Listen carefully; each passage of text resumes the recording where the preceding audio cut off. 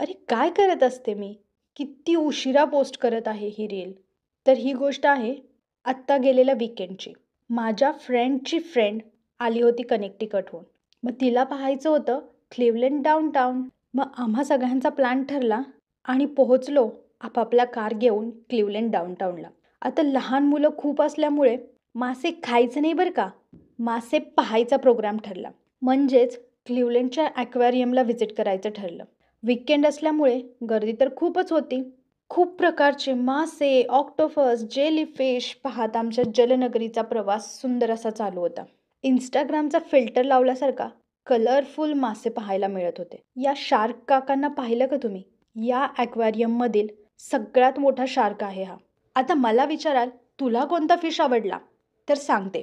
मला आवडलेला सगळ्यात सुंदर स्पॉट म्हणजे कोस्टल बोर्डवॉक. इथे तुम्ही स्टीन ग्रे फिशला टच करू शकता आणि हा फिश तुमच्याकडे बघून स्माईल करतोय असा तुम्हाला भास होईल.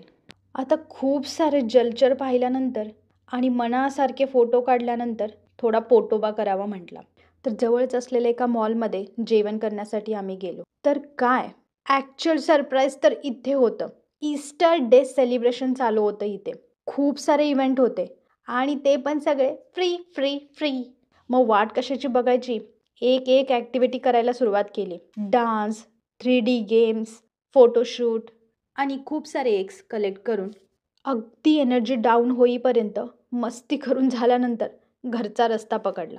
तर अशी होती आमची वीकेंडची स्वीट अँड शॉर्ट स्टोरी.